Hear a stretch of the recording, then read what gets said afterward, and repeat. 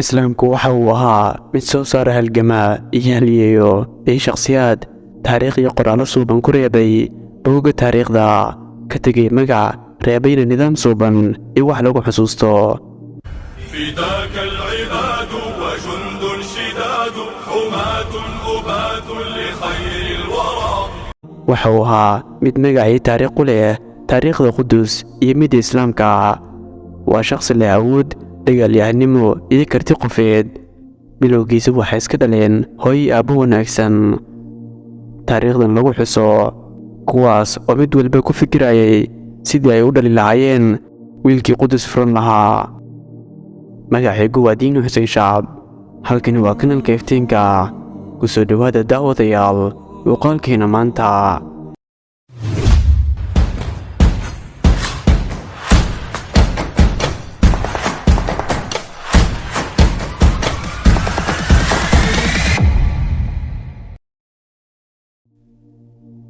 maalin maalmaha ka mid ayaa hogaamiyey magaalada Tikreed ee lagu magacaabay Ayuub ayaa isagoo socdo ayaa waxa uu arkay inuu u dhalay oo la ciyaaraya carruur kale.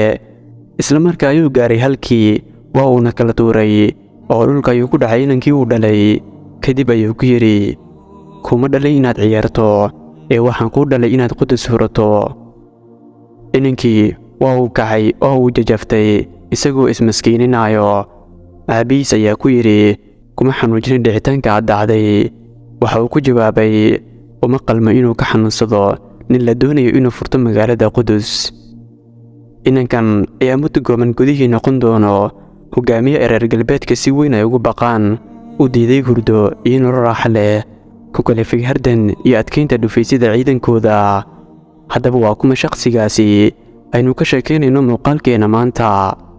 waa Salaaxuddiin al-Ayyuubi, waana aasaasihii dowladdii Ayyuubiyiinta iyo halyeegii furtay magaalada Qudus. aabbihii dhalay Salaaxuddiin waxa uu ahaa mid ku hadaaqa inuu guursan doono gabar alle kacabsi badan, taasoo u dhasha wiilkii xorayn lahaa magaalada Qudus.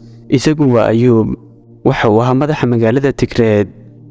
maalin maalmaha ka mid ayaa waxaa dhacay in khaliifkii dowladda xilligaa jirtay ee Islaamka ay u imaado gabar isagoo u jeedinayo waa boqorkee inay guursato ciidanka mid ka mid ee halkaasi ku sugnaa.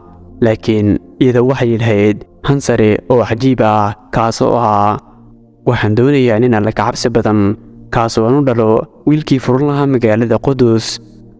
taas way ka go'oneed gabadha, inkastoo uu ku fikir yahay Ayuub ayaa boqorkii ka codsaday inuu u guuriyo gabadha. way aqalgaleen. halkaasi waxaa ka soo baxay shakhsi xanuun iyo maqal aan wanaagsanin ku reebay gaaladii saliibiyiinta. Qudus waxay ahayd waqti magaalada qiblada iyo halka ay muslimiinta badanaa u jeestaan. waa magaalo taariikh leh oo qadiimi waana halkii boqor uu ka ahaa Nebi Suleymaan, naxariis nabadgelyo korkiisa ha ahaatee. waxa uu ahaa Salaaxuddiin mid la soo koxay yaraantiisa hal adeeg, hogaamin iyo dhaqamo ka duwan carruurta wakhtigiisa nooleed ee uu kaga duwanaa. geesnimada hogaaminta kartida inta badan waa wax dhif iyo naadir shakhsiyaad gaar lagu arko, waana arrin loogu duceeyo carruurta wakhtiga ay dhalanayaan. Masar waxay ahayd mid ay ka taliso dowladdii Faatimiyiinta, waxayna xalkood ahaa khilaaf iyo boob, dagaalo iyo jahwareer ku dhacay dowladda. halka boqorka dowladda waxa uu ahaa mid xukunkiisu daciif yahay, loogu duceeyo oo keliya masaajidada. dhinaca kale wasiirada waxay ahaayeen kuwa maamulka haya, laakiinse aan la tashan boqorka. sidoo kale waxaa diris la ahaa dowladdii kirishtanka ahayd ee saliibiyiinta, iyagoo halkaasi fursad ku arkayay daciifka dowladda Faatimiyiinta. waxaa la soo diray wafdi uu hogaaminayo Asaduuddiin Shirko.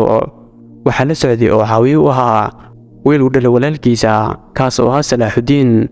socdaalkii ciidankii Islaamka ayaa waxaa u kalifay gaaladii saliibiyiinta ku sugnayd Masar. waxaa soo wajahay kacdoono. Salaaxuddiin imaatankii Masar waxa uu bilaabay xalinta kacdoonkaas. sanadkii 566 ayaa waxaa geeriyooday khaliifkii Faatimiyiinta ee Caadid.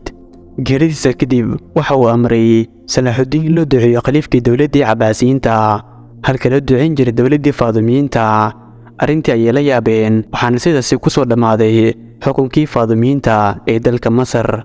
salaaxudiin waxa uu bilaabay dowladda uu gacanta ugu celiyo dowladdii cabaasiyiinta oo ahayd waagaas dowladda ugu quwadda badan adduunka.